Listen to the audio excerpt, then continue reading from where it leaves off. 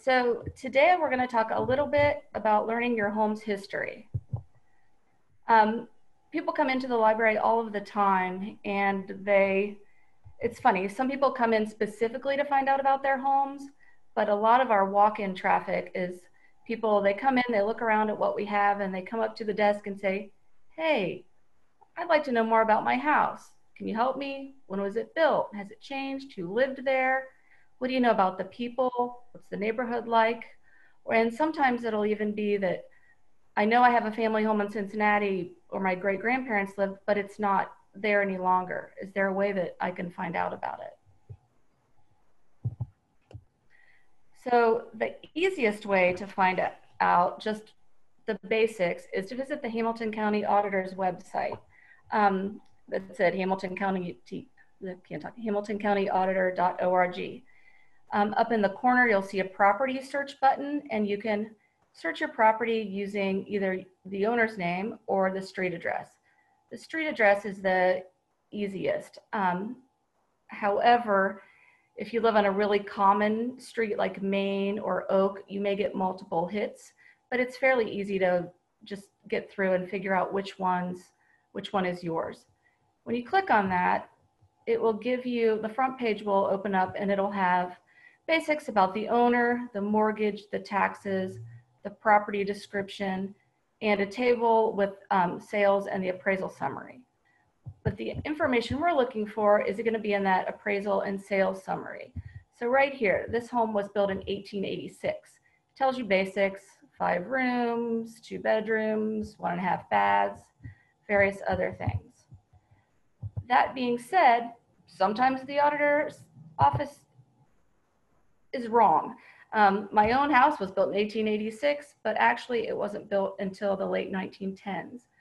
In my case, it had to do with a property transfer, but this issue can also happen with major additions and renovations. And at that point, you may need to hit the recorder's office up if you can't make things connect.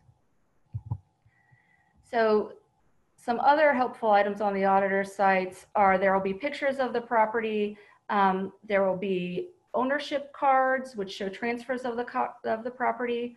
A lot of times they won't go back the life of the home unless the home is mid-century or younger.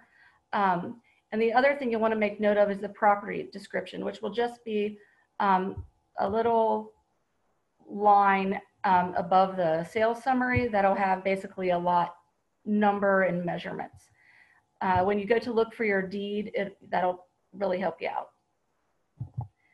So this is an example of an ownership card. It just kind of shows the transfer. So in 1969, this person bought it from this person, and the various valuations of the building as it went through time, and the land and the totals. There will be multiple ownership cards sometimes for a property depending on how often it's sold. And the newer ownership cards will be not handwritten. They'll be a typed conveyance form. If you end up going to the recorder's office or accessing their website online, they have a lot of really great information. They have plat maps, deeds, mortgages, church records, partnerships, pretty much so many things you can take a deep dive into to find. A lot of their information is available online. They have a historical search area that is very helpful, but I will warn you that a lot of it is not indexed. So Family Search has provided indexes for some of the items, and the recorder's office will link you to those, but sometimes it's a real slog to get to where you want. We also have these deeds on microfilm at our library. So if you come in, we can go through them with you. If you know you don't want to go to the recorder's office or you can't find them online. Maps also can play a big role in learning about your home. There are so many map options available. On the auditor site, you'll see the Cages map of your home. It'll be basically an overview of your home and property with the boundaries, and it'll give you the streets and like the location of your neighbors and things like that. You can get more information about the owner. So if you want to see, if you're thinking about buying a home and you want to check on it on the auditor site or on Cages, you can do that. For older homes, one of my favorite things are Sanborn Maps. Sanborn Maps were created for the fire insurance industry, and so they have a very specific type of facts in them. But they'll tell you, for example, what buildings are made of, and sometimes what was in them, and they'll also have old street names and numbers because Cincinnati street numbers did change. Part of the reason, so the different colors mean different things that the buildings are made out of. They're frame buildings or brick buildings or stone buildings. Blue is stone, pink is brick, yellow is frame.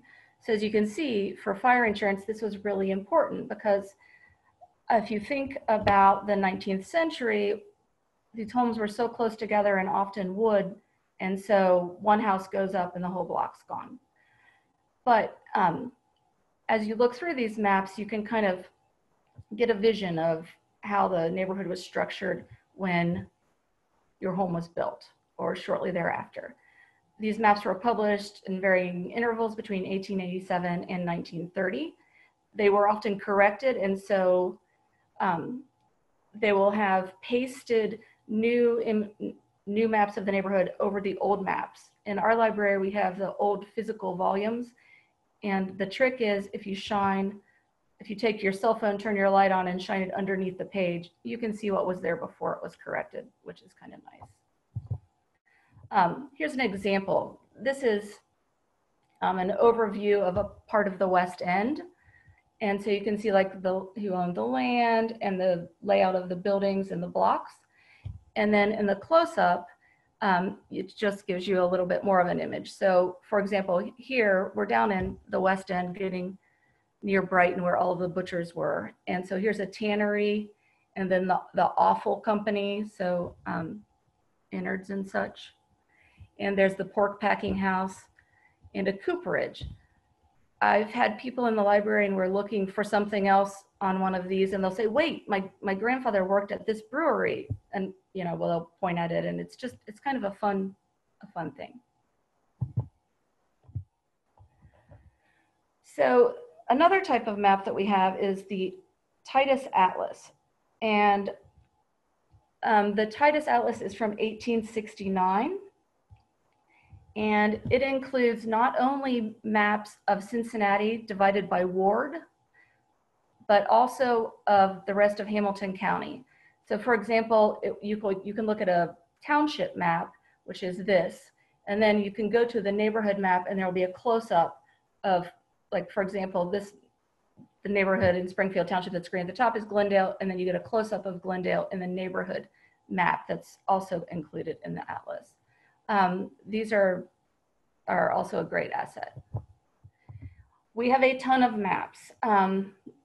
We are the only place, I believe, in Cincinnati that has a 1955 Martin Atlas of Cincinnati, and I would love to share photos of it, but unfortunately I'm not in the library and I didn't have access to it.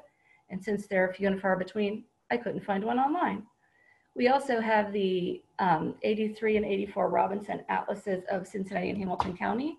We have a ton of neighborhood maps, subdivision maps, and we have this fantastic index of properties that will help you find property owners for various years.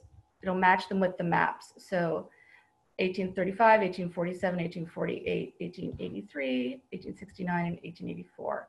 This really speeds up your search when you're trying to find out something like this. So this is my favorite map of the Cincinnati neighborhoods. We have so much information in our collection about each of these neighborhoods. We also have information about neighboring counties and states, some more than others. We have a fair amount about Northern Kentucky, but not much about Indiana. So, but we were happy to help you, and a lot of times we can connect you with someone who does have that information. So once you've gathered some names from your auditor's site, how do you find out more? So there are so many resources available for this, even just locally. There's city directories, census records, ancestry, probate court, newspapers, local historical societies. UC, Rare Books and Archives, has a fantastic collection. PLCEH has a lot of items online. And of course, us, the Cincinnati History Library and Archives. I like to tell people that city directories are kind of a phone book before people had phones. And initially they start out, they'll have a listing of citizens, their addresses, and their occupations, and they list the head of household. Some interesting features in some directories, according to Hamilton County Genealogical Society, are in 1825 and 1840, they'll list the place of the householder's nativity. So if it's an immigrant, you can see where they came from. In several years, there were separate listings for citizens of color, separate listings for political boards. In 1853, the first house numbers appeared. This is really helpful because a lot of times addresses were north side of Vine Street. Well, if you're looking for your specific home on Vine Street, that's not very helpful. Also, Cincinnati renumbered their streets. In 1895, they did business, and in 1896, they renumbered. So addresses changed.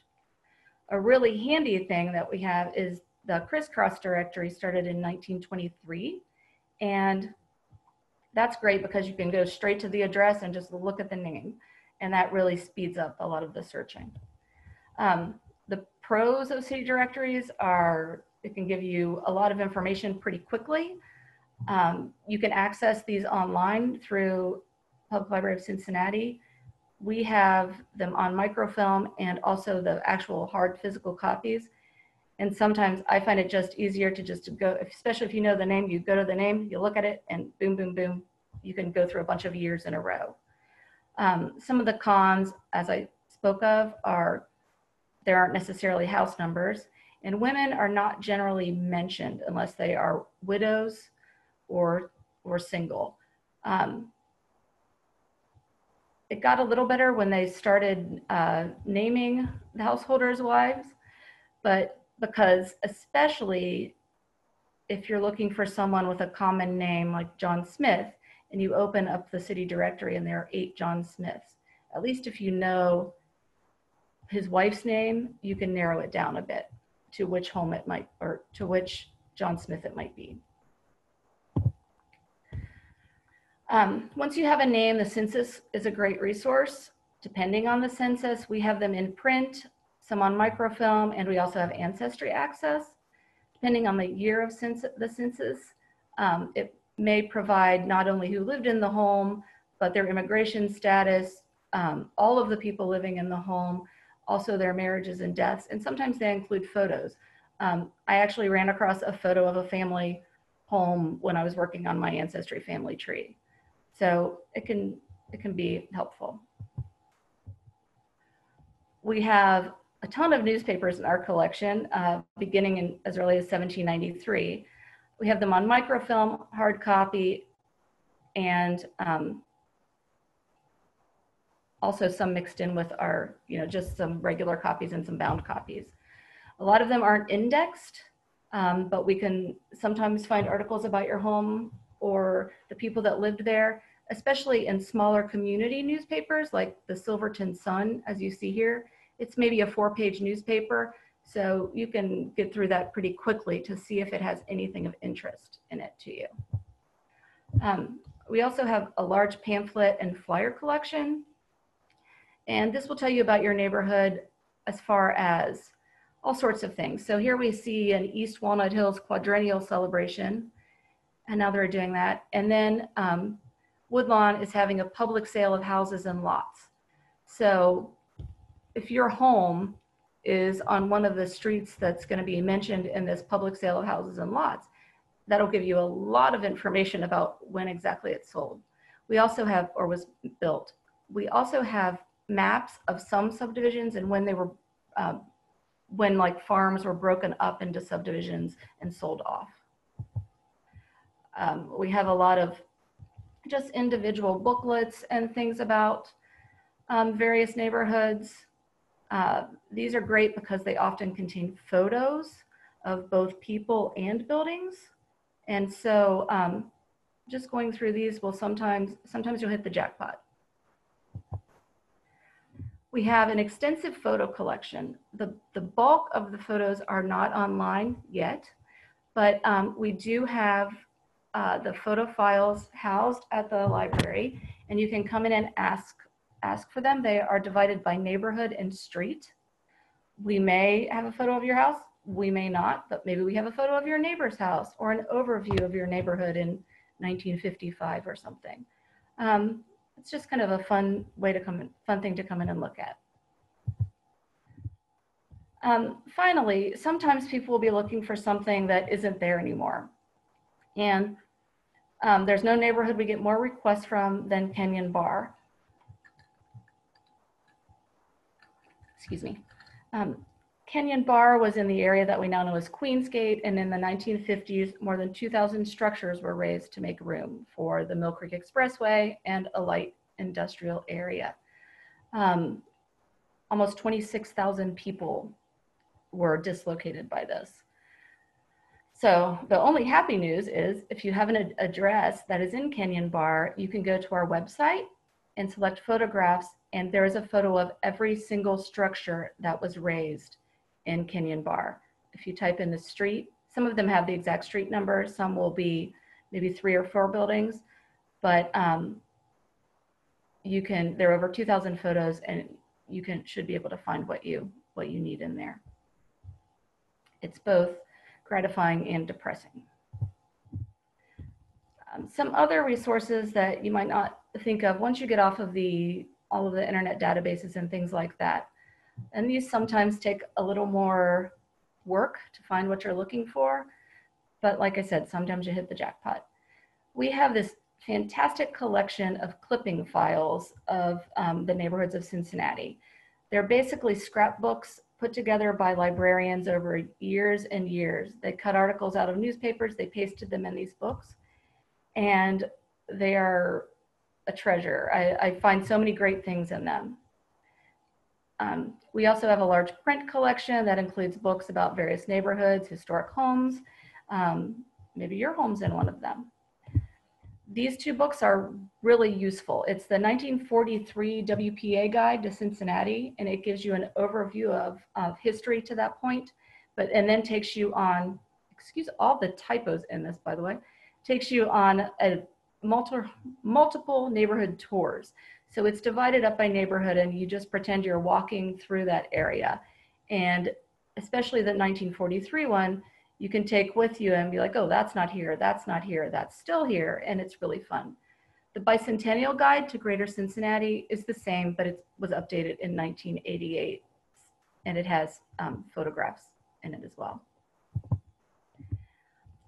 We have a large digital journal collection that you can access through our website. They include these titles. Ohio Valley History and Queen City Heritage are very good for finding out things about neighborhoods. If you want to look up Price Hill or Mount Adams, you just type that into the search engine, and it will bring you back all of the articles that have been written about that area. Or if you find a certain person, you can type their name in as well. So, like I said, this is just a brief overview, and it takes a lot of work to find out the history of your home. But a book that I always use as my starting point is Finding Your Home's Ancestors by Ann Sinnefeld. It is a great step-by-step guide to working with things, especially the Auditor's Office and things, and will take you through it. And it's wonderful. I highly recommend it. So thank you for coming. And if you'd like more information or assistance, please feel free to reach out by contacting us via email. Hopefully we will be open later this year, and we would love to have you all come and visit. Thank you.